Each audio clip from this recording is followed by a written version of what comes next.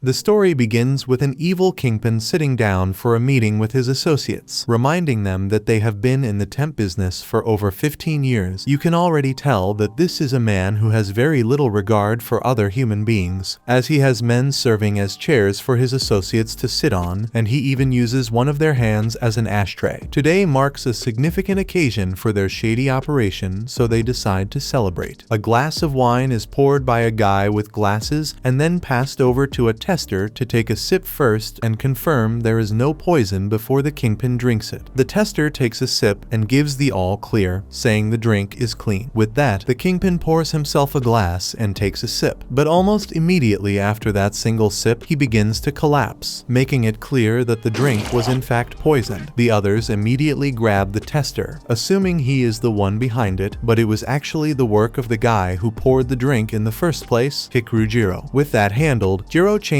back into his regular clothes and heads home. But on the way he spots a beautiful blonde girl kissing a man inside his car. Jiro gets so caught up watching them that he walks straight into a wall. Later that night, after Jiro gets home, where he settles in with some ice cream, while his younger sister Akari asks him how he managed to slip the poison past the poison tester. Jiro explains that all he did was slowly build up an immunity in the tester over time. He spent 3 months quietly adding small doses of poison to the tester's food until his body was able to withstand a lethal amount. Akari hears this and says that must have been an enormous amount of effort, and Jiro admits it definitely was. Nobody would ever expect someone to go to such ridiculous lengths, and that is exactly why they are able to stay in the hitman business. That aside, Akari asks Jiro whether he has given any thought to getting married, and Jiro nearly chokes on his ice cream at the question. Jiro is honestly convinced he has very little hope of ever getting married, especially since he barely comes into contact with women in this line of work. He recalls that their grandmother wants one of them to take over as the new head of the Poison clan, and when he told her he could not because he was single, she went ahead and matched him up with a complete stranger from a branch family and nearly pushed him into getting married on the spot. Jiro knows this means that if he stays single, the line of Poison masters will end with him. Akari acknowledges that, adding that it is not as if she can really picture girls chasing after him anyway. Jiro then pulls out his phone and sees a message from the Bugmaster, so he heads out to grab a bite with him. They make small talk for a while and Jiro brings up how he plans on spending the rest of his life as a single man. But that is when the Bugmaster mentions that he is actually thinking about getting married soon to a quiet and sweet girl he met not too long ago. Jiro genuinely finds this surprising because he always assumed the Bugmaster would end up growing old alone. That aside, the Bugmaster makes a point of reminding Jiro that just because he is getting married does not change the fact that they are still good friends. With that said, the Bugmaster activates his bug legs and begins to leave, but Jiro calls him back at the last second and tells him that he has always looked at marriage as something negative. But after hearing him talk about it tonight, he is starting to think it might not be so bad after all. The next day, Jiro heads to a new job, and on the way there, the man who hired him starts talking about the girls who work at his office, but Jiro just brushes it off and tells him to keep his eyes on what they came there to do. That aside, his man goes on to introduce Jiro to the next criminal on the list that needs to be taken out, a woman named May, a cold-hearted marriage swindler who has been causing a great deal of trouble. He asks Jiro to handle her. Jiro wastes no time and injects her with a serum, telling her she is about to experience severe nerve paralysis that will work its way up toward the brain. He tells her that within seconds she is going to be in agony, feeling as though she is being torn apart from the inside. But rather than being frightened by this, May just starts flirting with Jiro. Jiro does not take the bait and figures it is nothing more than a last-ditch attempt to save herself. May admits that she did con people, but explains that she mainly did it to pay for treatment for her younger brother who is very sick. She says she grabbed every opportunity she could find and took on jobs she could never tell a single person about. But even that was never enough. She coughs up some blood as the poison begins to take hold, and adds that if she is going to die with someone who looks just like the man she loves watching over her, then she supposes that is good enough for her. She looks Jiro straight in the eyes and asks him to at least tell her his name before it is over. Jiro feels a slight warmth rise to his face as he quietly tells her. Meanwhile, the man watches Jiro work through a screen, and the girls around start to wonder why it is taking him so long, questioning whether he is actually as good as people say. But the man just tells them to relax because he comes from the Jiro family, one of the oldest and most respected names in the assassination business, so he has no doubt he will get the job done. Back with Jiro, he finds himself genuinely wondering whether Mei actually has real feelings for him, but that is when Akari suddenly calls and tells him that she is moving back to the main house because she has decided to help produce the next heir to the Jiro family and the new poison master. One of the branch family members is also looking for a partner, so she has decided to simply marry him. Jiro cuts her off and tells her she does not have to go that far, but Akari reminds him that their grandmother is completely serious about getting an heir, and even said that if Akari refuses, she will strip away her freedom and force the matter. So Akari would rather do things her own way and on her own terms. Jiro asks what will happen to her girlfriend, and Akari simply says she is going to have to end things with her. Jiro tells her to hold on and not do anything just yet. He walks back over to Mei and asks her to marry him. He explains that in order to become the head of the Poison clan, he needs to be married, and since she at least has feelings for him, he wants it to be her. He also mentions that he would be able to help with her brother's illness on top of that. Mei looks up at him with a bright expression that briefly makes Jiro smile, but then her face goes completely cold as she tells him there is absolutely no way she would ever agree to that. She explains that she knew she was going to die anyway, so she just wanted to take one last shot at something for the fun of it, and now she can go in peace. She then tells him that other people fall in love and get married because they are genuinely right for each other, but in his case, he is never going to be a good match for someone he could end at any moment without a second thought. She tells him that if he ever wants to be a good match for someone, he has to start by being honest about how he really feels, because a marriage built only for inheritance will never last. Jiro hears this and finally opens up. He tells her that even though he is meant to be a cold-blooded assassin, he still wants a quiet life with someone he loves. He wants someone who will love him for who he is and truly care about his feelings. But he believes that will never happen because he never went to a normal school and never had the chance to meet any girls. He has lived his whole life as a poison master, and he was trained to never open his heart to anyone. Mei starts to laugh when she hears this because he just shared his feelings with her even though they only just met. She tells him it is not as hard as he thinks. All he needs to do is meet different kinds of people, and sooner or later he will find the right one. Then she tells him to just finish the job. As she says this, she begins to cry, realizing that her little brother's medical bills will never be paid now. Suddenly, the handler arrives with his group and tells Jiro to stop wasting time and kill Mei already. But Jiro refuses. He says he is not going to kill her because he needs her. He believes that Mei must be skilled at bringing people together if she was chosen to marry into their group, so he wants to hire her for that. He promises that he will do everything he can to keep her and her little brother alive, and in return, he wants her to help him find someone to marry. Mei is surprised and a bit excited when she hears this, because no one has ever said something like that to her before, but a bullet suddenly flies past her face. The handler says he is disappointed in Jiro, and now he has no choice but to kill him. He adds that killing the heir of the poison master will push them to the top of their field. Jiro says that the handler and his group ruin people's lives by stealing jobs from ordinary people and then blackmailing them with what they find. Jiro explains that he only kills bad people without guilt, so that means they all qualify. Jiro then injects himself with one of his serums, and it affects his body right away. His eyes turn green, and he puts on a gas mask. The handler and his group start shooting at him without holding back, but when the bullets stop, both Jiro and Mei are gone. The handler looks up and sees them on the ceiling, but by then it is already too late. In the next moment, all of his men are on the ground, weak and unable to stand, because Jiro has poisoned them. Mei is shocked to see how skilled Jiro really is, because she thought he was just talking before. Jiro tells her that he only used his 300 torments of hell poison, so they will not die, but the pain and fear should be enough to keep them from doing this kind of work again. After that, Jiro calls Akari and tells her not to break up with her girlfriend, because he is going to get married and take over as the new head of the Poison clan. Akari is happy to hear this. At that moment, the handler tries to escape. However, he runs straight into a one-way mirror and gets stuck. Jiro then throws a poison needle into his back, giving him the same effect as the others and stopping him from getting away. After that, they leave the building and get ready to enter a taxi. quickly. Mei still cannot move because she is in the chair, so she asks Jiro to carry her. Jiro starts to panic right away because he has never touched a girl outside of work. Mei tells him to relax, then reveals that she is actually a guy. This shocks Jiro and leaves him speechless. They go to a hotel where Jiro confirms that Mei is really a guy. He asks why Mei wears women's clothes. Mei explains that he dresses as a woman when he tricks men, and dresses as a man when he tricks women. He says it is more fun to play both sides. Mei then promises Jiro that by the time he is done helping him, he will be able to attract both men and women. Mei tells Jiro that he has already signed him up for a matchmaking event and asks him to fill in his details. The next day, they attend the event and notice that there are far more men than women. To fix this, Mei dresses as a woman and draws attention from many of the men, which reduces the number of rivals Jiro has to deal with. Jiro learns that first impressions matter a lot, so Mei decides they need to find his natural charm and bring it out. When Jiro talks to his first girl, he immediately tells her that he makes millions of dollars every year. This causes her to lose interest and reject him. When he tells Mei what happened, Mei is not surprised. He explains that leading with money only makes him look arrogant. Mei tells Jiro to smile more next time. When Jiro tries this with another group of girls, his smile looks forced and uncomfortable, and they all reject him. By the end of the day, Jiro becomes frustrated because everything went worse than he expected. Mei then shows Jiro a dating app that he signed him up for and tells him he already has a date. Later, during the date, Jiro struggles to eat because he was trained as a poison master to never eat food he did not prepare himself. By the time he finally gathers the courage to take a bite, his date has already left. After all this, they decide to stop for the day and try again tomorrow. As Mei turns to go home, a jeep suddenly drives past, and someone pulls him inside before speeding away. Jiro sees this and runs after the car, but he cannot catch up. Inside the car, the man asks Mei what he did to his older brother, the handler from earlier, and why he suddenly left the family cleaning services. Mei says he knows nothing about it, but the man does not believe him. He shoots a lead pellet at Mei from his mouth, which hits his face and causes pain. Mei still denies any knowledge. The man prepares to fire again. At that moment, the driver sees Jiro standing in the middle of the road. They decide not to stop and try to run him over. Just before the car hits him, Jiro jumps over it and strikes it with a special thermo poison. The attack is strong enough to split the moving car into two parts. Jiro chases the broken car and catches up. As Mei's side of the car begins to fall off a bridge, Jiro reaches him just in time and pulls him to safety, while the others fall into the water below. As Jiro holds Mei, he returns the phone Mei dropped earlier and thanks him for the day. He says that because of Mei, he was able to meet many girls in one day. He admits that he is not good at this, but he still wants Mei's help. Mei realizes that Jiro did not even get a single contact from the event, so he asks for Jiro's number. Mei becomes Jiro's first real friend, even though he doubts he will make many more. As they walk back together, Mei looks at Jiro and feels drawn to him. In that moment, he understands that this is Jiro's true charm. The next day, Mei shows Jiro a flyer and tells him to meet her the following afternoon at the Avocado Oceanic Art Gallery. Jiro has absolutely no idea how an art gallery on a cruise ship has anything to do with helping him find his charm, but Mei just tells him to trust the process and go along with it. Then the next day, Mei meets up with Jiro at the entrance to the cruise ship and Jiro is genuinely stunned by how beautiful she looks. Shortly after, the two of them step inside the art gallery and Jiro is immediately caught off guard by just how breathtaking the scenery inside is, though he still cannot figure out why Mei brought him here of all places. Mei then explains that today is going to serve as his rehearsal for what a first date should actually look and feel like, with her playing the role of his date. She points out that even if Jiro were to somehow manage to get a girl's number and set up a real date, the way he carries himself right now would make the whole thing go terribly, so she thinks it is far better to go in having practiced and prepared properly. Their mock date gets underway and Mei starts deducting points from Jiro every time he comes across as either too stiff or too awkward in the way he acts. But then, after a little while of walking around, Jiro stops in his tracks when he spots a 40-year-old DIY candy kit on display, valued at over 30 million yen. Something about it gets Jiro talking naturally and with genuine personality, and he ends up having a surprisingly charming conversation with Mei all about the candy kit without even trying. Mei is impressed enough to award him 30 bonus points on the spot hot, and for the first time she feels a real sense of hope for what he might be capable of. A little while later, Mei draws Jiro's attention to a strange-looking man sitting on the floor nearby, fidgeting away to himself, and she asks Jiro what he makes of him. Jiro's first instinct is that the man must either be homeless or dealing with some kind of mental health issue. But then a group of tourists suddenly spot the man and immediately flock around him in excitement. Mei explains that the man is none other than Mr. Shiratori, one of the most celebrated and well-known young painters in the entire country. She uses him as a living example to show Jiro that people are generally drawn to others because of their unique talents and gifts. Mr. Shiratori might look and behave in a way that seems completely odd to a stranger, but his fans would not have him any other way because he has already won them over entirely through his extraordinary ability. Jiro takes that on board, but tells her he does not think he has anything like that going for him. Mei tells him that he is wrong about that. She brings up what happened back with the handler, where he cleared out an entire room full of dangerous men and got her out of there all on his own. She tells him she has absolutely no doubt that something like that is a genuine part of his charm. With that said, she tells him to forget about dating apps and matchmaking parties because she believes the best way for him to find a partner is by helping people. She suggests things like rescuing hostages, protecting important people, and letting girls notice him while he does good work. Jiro is surprised by this idea because he is a poison master and his usual job is to assassinate people. However, Mei explains that there is no rule that says he cannot also help others. Hearing this makes Jiro start to think about it seriously. Later that night, the guards notice that a valuable piece of artwork is missing. They quickly assume that Himekawa is responsible. The guards inform the ship's pilot, and he starts checking for any nearby boats that might have left the cruise ship. When he finds nothing, they conclude that Himekawa must still be somewhere on board. What they do not realize is that Himekawa is already far below sea level, moving toward land with her shark, Chomsky. She arrives near the shore and sees her teammates waving at her, so she believes she has escaped safely. Suddenly, a whirlpool forms and pulls her teammates in, catching her by surprise, and then a person in a white suit jumps down toward her. At the same time, Jiro and Mei are at a buffet. Jiro is now seriously thinking about the idea of saving people, so he asks Mei where he can find jobs like that. Mei shows him a website called Dark Nav, where different kinds of jobs are listed, including capturing criminals and stopping smugglers. She is surprised that Jiro has never heard of it before, and Jiro explains that he usually gets his work through brokers. Jiro spends some time looking through the website until he finds a rescue mission involving Himekawa. The report says that she has been captured by bandits who are demanding the return of artworks that law enforcement has taken in exchange for her release. Himekawa is known by many as a famous thief, but the truth is different. Wealthy and cruel collectors often steal art from people who cannot defend themselves, and Himekawa secretly returns those stolen pieces to their rightful owners. Because of this, she has loyal supporters. A fan club dedicated to her is the one that hired Jiro to rescue her. Mei is not at all surprised that Jiro is the only one who showed up for the job, since there would not be many people willing to take on something this high risk for such little pay, though she figures this might actually work in their favor, because with barely any competition around, it gives Jiro the perfect opportunity to step up and be her knight in shining armor. Jiro introduces himself as one of the poison masters, and the men who hired him are visibly stunned to find themselves in the presence of an actual poison master. Meanwhile, the kidnapper leans over to Himekawa and taunts her, telling her he has never come across anyone as beautiful as her before and asking her to switch sides and join him. But Himekawa refuses flat out, telling him that she only steals for causes she genuinely believes in and that her mission is to return every piece of artwork he has stolen back to the people it rightfully belongs to. One of the paintings he took belonged to a little girl whose mother had passed away, and Himekawa once made that little girl a personal promise that she was going to steal it back for her no matter what. The kidnapper gets irritated hearing all of this and calls Ushio over, who grabs her by the throat and dumps water over her without a second thought. Meanwhile, Jiro and Mei get the rescue mission underway and work their way through a mall. That is when they come around a corner and run straight into two guards armed with guns. But Jiro steps right in front of her and drops both guards with a single split kick before they can do anything. Mei starts to think she should just hang back and sit the rest of the mission out, but Jiro reaches down and helps her back up, telling her plainly that he needs her with him again, which is enough to give her the boost of confidence she needs to keep going. Meanwhile, Ushio continues to pour his ferrofluid over Himekawa, but the boss tells him to cut it out and go deal with the intruders who have just broken in. So Ushio heads off to take care of them. Back with Jiro and Mei as they continue pushing forward through the ship. Jiro starts quietly rehearsing the lines he plans to use on Himekawa when he finally gets to her. That is when they walk straight into another group of guards blocking their path, but Jiro handles all of them with ease using his martial arts, casually taking each one down while continuing to practice his pickup lines out loud with Mei in between strikes. They both then enter an elevator together and go down to the lower area. At the same time, the boss aims a gun at Himekawa. At first, she thinks he is going to kill her in a weak way, but then he changes and points the gun at the painting instead. He tells her to obey everything he says, or he will destroy the painting. Himekawa immediately realizes it is the same painting she promised to return to a small girl. She cannot allow it to be damaged, so she agrees to follow his orders without resistance. Then suddenly, the boss's arms are blown off by an unknown force, and he becomes extremely scared and starts panicking. After that, a strange being appears from the wall, moves into his body, and burns him alive from inside. However, this is not actually happening in reality. It is only a hallucination created because of the poison that Jiro had previously given him. Jiro then walks forward calmly and introduces himself to Himekawa. He tells her that he is the master who has come to rescue her. Himekawa is shocked that a master personally came to save her. She also quickly tells Jiro that she does not have enough money to pay him for this job, which catches him completely off guard because he did not plan what to say next after his introduction. Right after that, Mei enters the room and starts trying to remove the chains that are holding Himekawa, but suddenly, Ushio appears from behind and grabs Himekawa tightly, stopping her movement. In response to this, Jiro immediately injects himself with an augmentation serum that increases his physical abilities many times over his normal limit. He then rushes straight toward Ushio,